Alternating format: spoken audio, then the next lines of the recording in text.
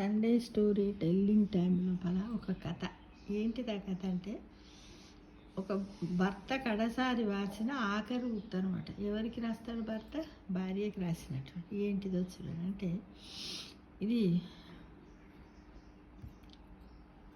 జరిగినటువంటి కథనే. ఎక్కడో ఒక చోట, నేను ఒక చోట దీన్ని సేకరించాను మిత్రమా. దాన్ని ఇప్పుడు మీ ముందు ఉంచుతున్నాను. ఏంటంటే, వృద్ధాప్యంలోకి వచ్చిన ప్రతి ఒక్కరు కూడా దీని గురించి తెలుసుకోవాలి. 10 రోజు భర్త చనిపోయిన తర్వాత 10 రోజుల నుండి బంధువులు, పిల్లలు తోటి కర్మకాండల తడావిడిగా ఉన్న ఇల్లు ఒక్కసారి అందరు వెళ్ళిపోవడంతో నిశ్శబ్దం అయిపోతుంది. అంతే కదా, 10 రోజుల వరకు మనకు కూడా ఏమనిపించదు. ఆ వ్యక్తులు అరే ఇంతమంది ఉన్నారు, ఇంతమందిలో కదా. అసలైనటువంటి బాధ మనకి ఎప్పుడు కలుగుతుంది తెలుసా? చనిపోగానే మనం మనం బతుకుతాము, అసలు నేను ఎలా బతుకుతాననేది ఏడుస్తాం. తర్వాత కొద్దిసేపటికి అందరు జనాలు వస్తుంటారు, మేము లేమా అదేందో ఏమో ఒకలాగా హిప్నాటైజ్ లాగా మన మనసంతా అలా మారిపోతుంది మిత్రమా. తర్వాత 10 రోజుల దాకా అందరు వస్తుంటారు, పోతుంటారు, రకరకాల కర్మకాండాలు ఉంటాయి. ఎంతసేపు మంచిగా చేయించాలి, ఆత్మకు ప్రశాంతత కలిగించాలని ఆలోచనలోనే భార్య కానీ, పిల్లలు కానీ, కుటుంబ సభ్యులు, చుట్టాలు అందరూ అలానే ఉంటారు.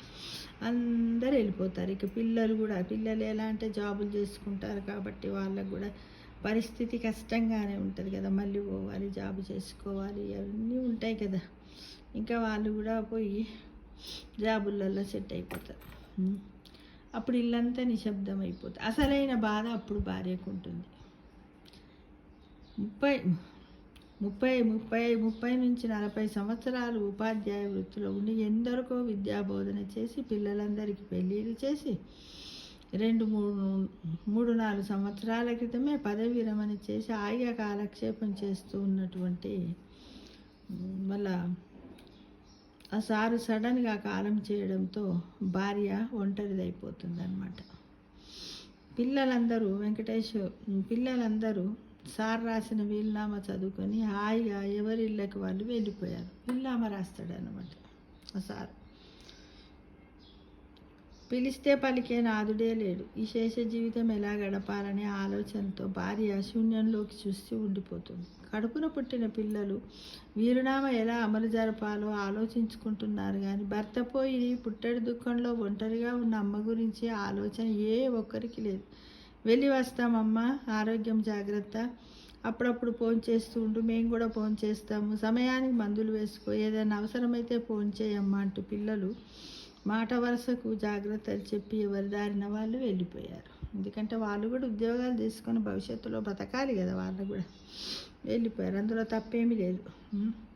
మొట్టమొదటిసారి విపరీతమైన బాధతో పాటు దిగులు వేసింది. కళ్ళ నుండి అప్రయత్నంగా ఆగకుండా కన్నీళ్లు జారుతూనే ఉన్నాయి భార్యకి.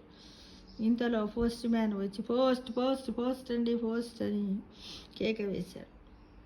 ఎవరు రాసి ఉంటారబ్బా ఈ ఉత్తరం అనుకుంటూ ఆప్యాయతంగా ఫ్రమ్ అడ్రస్ చూసి ఆశ్చర్యపోయింది. దాని మీద ఫ్రమ్ అడ్రస్ తన భర్త గారి అడ్రస్సే ఉంది. చనిపోయిన వ్యక్తి ఎలా ఉత్తరం రాశారనుకుంటూ కవర్ ఓపెన్ చేసి ఉత్తరం చదవసాయి.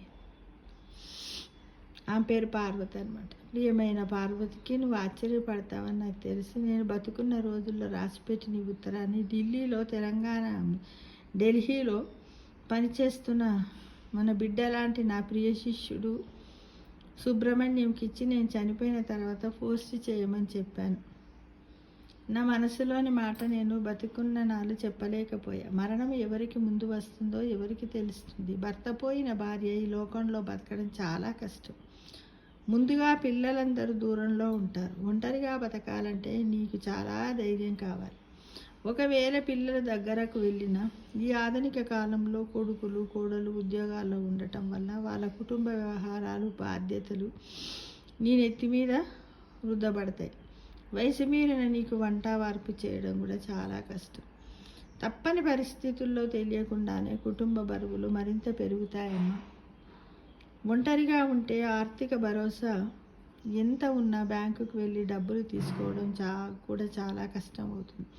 డబ్బు చాలా చెడ్డదమ్మా. డబ్బు అందరినీ దగ్గర చేస్తుంది, దూరం చేస్తుంది. నాని, తల్లి, కొడుకు, బిడ్డ అనే బంధాలను కూడా విరిచేస్తుందమ్మా. డబ్బు చాలా పాపిష్టిది. ఆ డబ్బు ఏం చేస్తుంది? ప్రేమను పెంచుతుంది, విరుస్తుంది. తను లేకపోతే మనం ఈ లోకంలో బ్రతకలేమమ్మా అంటూ మంచివారిని కూడా మాయల మరాఠీలను చేస్తుంది అని ఉత్తరంలో భర్త పార్వతి అయిన భార్య పేరేంటి పార్వతికి రాశాడనమాట.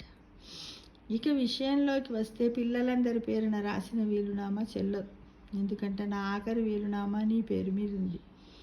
ఏదో వాళ్ళని సంతృప్తిపరచడానికి అలా రాశాను, కానీ నాకు వాళ్ళ మీద నమ్మకం లేదు. కాలం అలా ఉంది. మరి ఎంతోమంది స్నేహితుల జీవితాలు చూశాను. ఎందుకంటే అందరికి ఎవరిది వాళ్ళకి చేసి రాసేసిపోతే తర్వాత ఉన్నటువంటి భర్తకే కానీ భార్యకి కానీ తిండి పెట్టిన పిల్లలను కూడా నేను చూశాను. అని చనిపోయిన రోజులు కూడా గడవక ముందే బ్యాంకుల చుట్టూ తిరిగే స్నేహితుల భార్యలను చూశాను. మనసంతా అకలావికలమైపోయేది. నా ఆఖరి వీలునామా ప్రకారం ఆస్తంతా నీ పేరు మీద ఉంది. వీలునామా కాగితం లాకర్లో నీ నగల పెట్టె కింద పెట్టాను. ఇంకొక కాపీ సీల్డ్ కవర్లో ఉంచి బ్యాంకు లాకర్లో ఉంచాను. ఏదైనా అవసరమైతే నా ప్రియ శిష్యుడు ఢిల్లీలో ఉన్న సుబ్రహ్మణ్యంకు ఫోన్ చేయి. వాడికి చాలా వివరాలు చెప్పాను. ఆర్థిక స్వాతంత్ర్యం గనక స్త్రీకి ఉంటే ప్రపంచమంతా ఆమెను లోకువగా చూడదు. పిల్లలు మంచి మంచి ఉద్యోగాల్లో ఉన్నప్పటికీ ఏదైనా పరిస్థితులు బాగా లేనప్పుడు నువ్వు ఎవ్వరిని అడగనక్కర్లేదు. బ్యాంకు బ్యాలెన్స్ అంతా జాయింట్ అకౌంట్లోనే ఉంది. ఒక్కసారి నువ్వు బ్యాంకుకి వెళ్తే పనిచేసి పెట్టే నా శిష్యుడు ఉన్నాడు అక్కడ, నరేష్, బ్యాంకు మేనేజర్గా మన ఊరికి బదిలీ అయి వచ్చాడు. వాడు సహాయం చేస్తాడు అంటూ తన శిష్యులు ఎవరెవరైతే ఆ శిష్యులను నమ్మినంత తనకు పుట్టినటువంటి పిల్లలను నమ్మలేదు. ఫ్రెండ్స్, ఈ కథలో చూడండి, వినండి. మీరు ఇంతసేపు శిష్యుల గురించి చెప్తున్నంటే తల్లిదండ్రులకు తన కన్న పిల్లల కంటే కూడా ఎక్కువ నమ్మకాన్ని కుదిర్చినటువంటి వ్యక్తులు ఎవరిక్కడ? శిష్యులనే నమ్మాడు. అంతేగా. ఏ పిల్లలు ఇంటికి వెళ్ళినా నీకు స్వతంత్రం ఉండదని నాకు తెలుసు. సున్నితమైన నీ మనస్సు బాధపడుతుందమ్మా. నేను కట్టిన ఇంట్లో నేను సంపాదించిన సొమ్ముతో నీ శేష జీవితాన్ని చక్కగా గడుపు. మానవ పరిణామ క్రమంలో వచ్చిన జీవితానికి నా చివరి శ్వాస వరకు తోడుగా నిలిచిన నీకు చాలా రుణపడి ఉన్నాను అని భర్త ప్రేమతో భార్య పార్వతికి రాశారు. వీలునామా మార్చానని పిల్లలకు కోపం రావచ్చు. నిన్నాళ్ళు నీతోటి చాకరీ చేయించుకొని నిన్ను దిక్కులేని దానిగా జీతము లేని పని మనిషిలా చేసే అవకాశం ఉంటుందని నేను ఇలా చేస్తున్నా. మన పిల్లలను కంటికి రెప్పల్లా పెంచాం. మంచి మంచి చదువులు చెప్పించాం. ఉద్యోగాల్లో స్థిరపడ్డారు. పెళ్ళిళ్ళ తర్వాత వాళ్ళకున్న బాధ్యతల వల్లనో మరే కారణమో తెలియదు, కానీ వాళ్ళ ప్రాధాన్య అంశాలలో మనం లేవు. నేను అది గుర్తించాను. మన కొడుకు మనల్ని బాగా చూసుకోవాలనుకున్న కోడలి ఒత్తిడి వల్ల వాడు మనల్ని వాళ్ళతో ఉండమని మాట మాత్రం కూడా అడగలేకపోతున్నా. కూతురి పరిస్థితి సరే. వాళ్ళ పిల్లల పెంపకానికి అవసరమైనప్పుడల్లా వాళ్ళ పని మంచిగా నిన్ను ఉపయోగించుకొని ఈ అవసాన దశలో నీ వైపు కన్నెత్తి చూడడం లేదు. ఇవన్నీ నేను గమనించాను. ఎంతోమంది తల్లిదండ్రులు అనాథ శరణాలయాల్లో దిక్కు మొక్కు లేకుండా జీవనం గడుపుతున్నారు. తమ సొంత కొడుకులు కూతుళ్ళ ఇళ్లలో జీతము లేని వంట మనుషుల్లాగా బ్రతుకు వెళ్ళదీస్తున్నారు. కాలం పెట్టే పరీక్షకి మనం ఎదురొడ్డి నిలబడాలి, కానీ అధైర్యపడకూడదమ్మా మై డియర్ పార్వతి అన్నాడు. ఒకరి ముందు ఒకరు వెనక, అంతే. ఓపిక ఉన్నన్నాళ్ళు ధైర్యంగా ఇష్టమైన పనులు చేస్తూ బ్రతుకు. ఇన్నాళ్ళు ఎన్నో బాధ్యతలు మోసినా నేను ఒక్కసారిగా నిన్ను వదిలి వెళ్ళిపోతే ఆ బాధ ఏంటో నాకు తెలుసు పార్వతి. మీద పడే బాధ్యతలు నిన్ను ఉక్కిరి బిక్కిరి చేస్తాయని తెలుసు. దీనికి భయపడకమ్మా, అన్నీ సదురుకుంటాయి. కాలమే అన్నిటికీ పరిష్కారం చూపుతుంది అని అందరంటారు, కానీ ఆ కాలం కూడా ఏమి పనిచేయలేని పరిస్థితుల్లో ఇప్పుడు సొసైటీలో సిచ్యువేషన్ అలా ఉందమ్మా. అన్నిటికీ మౌనమే సమాధానం అనుకో అమ్మా. నీకు తోచింది చెయ్యమ్మా. ధైర్యంగా ఉండమ్మా. నీ జీవితాన్ని నువ్వు ఆనందంగా జీవించమ్మా నా జ్ఞాపకాలతో అంటూ ఆ పదవి రమణ పొందిన ఉపాధ్యాయుడు భార్య పార్వతికి ఇలా చెప్పాడు. జీవితం ఎప్పుడు సవాళ్ళను విసురుతూనే ఉంటుంది. కష్టమైన సుఖమైన నిపాదిగా ఎదుర్కో. బాధ్యతలన్నీ ఒంటి చేతి మీద నెట్టుకుంటూ వచ్చి బిడ్డలను ప్రయోజకులను చేసి నువ్వు ఇప్పుడు వచ్చిన ఈ కష్టాన్ని అధిగమిస్తూ ఆనందంగా కాలం గడపడమే నీ చేతుల్లో ఉన్న విషయమమ్మా, నిజమైన విజయమమ్మా. నీ ధైర్యానికి ఇదేనమ్మా సూచిక. నేను బ్రతుకున్న రోజుల్లో ప్రతి సమస్యకి నీతో చర్చించి సలహా తీసుకునేవాడిని. నువ్వు బెస్ట్ అడ్వైజర్ అని నేను ఒప్పుకుంటున్నానమ్మా. ఇప్పుడు నువ్వు సలహా అడగడానికి నేను లేను. నేను నా సమస్యకు సలహా అడగడానికి నేను నీకు లేను, నువ్వు నాకు లేవు కదా పార్వతి. కాబట్టి ముఖ్యమైన విషయాలన్నీ చెప్పేశాను. సమయానుకూలంగా నిర్ణయం తీసుకోవడమే నీ బాధ్యతమ్మా. సిచ్యువేషన్ని బట్టి నువ్వు ఆలోచించుకుంటూ నీ కాలాన్ని గడుపమ్మ పార్వతి. ఇక నీ కాలక్షేపానికి చుట్టుపక్కల పిల్లలందరినీ పిలిచి ఉచితంగా చదువు చెప్పు తల్లి. అవసరమైతే పేద పిల్లలకి స్కూలు ఫీజులు కట్టు. నీకు మానసిక తృప్తి కలిగించి ఏ పైనా సరే స్వచ్ఛందంగా చేయగలిగిన ఆర్థిక స్వాతంత్రం నీకు కలిగించాను పార్వతి. ఇట్లు ప్రేమతో నీ భర్త అంటూ చక్కగా ఉత్తరం రాశాడు భార్యకి. ఎప్పుడో విధి కలిపిన బంధం. చనిపోయిన తర్వాత కూడా తన వంతు బాధ్యతని ఉత్తరం ద్వారా చెప్పిన భర్తకి మనస్సులో ధన్యవాదాలు చెప్పుకుంటూ కళ్ళలో నీళ్లు సుడుగుడులు తిరుగుతుంటే కొంగుతో తుడుచుకుంటూ ఎదురుగా గోడపై ఉన్న భర్త ఫోటోకు హృదయపూర్వకంగా నమస్కరిస్తూ ఉన్న భార్య పార్వతమ్మ. అంటే మనము పదవి విరమణ, బాధ్యతల విరమణ చేయబోతున్న ఉద్యోగులందరూ కూడా ఎలా ఉండాలంటే ఈ విధమైనటువంటి ఈ కథ ద్వారా, ఈ కథలో ఉన్నటువంటి ప్రధానమైన అంశాలంటే ఈ కథ లోపల రిటైర్డ్ అయిన స్కూల్ మాస్టర్ తీసుకున్నటువంటి నిర్ణయాలు 100% చాలా బాగున్నాయి. ఎందుకంటే I am also agree with you. ఆయనతో నేను కూడా అగ్రీ చేస్తాను. ఇది 100% ట్రూ మిత్రము. మనం చనిపోయేంత వరకు మన పేరు మీద ఆస్తిపాస్తులు ఉంచుకోండి, తర్వాత అందరూ తీసుకోండి. ఈ విధంగా ఎవరి వాటా వాళ్ళకి రాసేయండి. కానీ కాకపోతే మొత్తం లాస్ట్ వీలునామా ఏదైతుందో అది మన మీదనే పెట్టుకున్నట్టయితే మనం చనిపోయేంత వరకు మనం దానికి ఎలిజిబుల్ అనేది కథ ద్వారా మనం తెలుసుకున్నాము.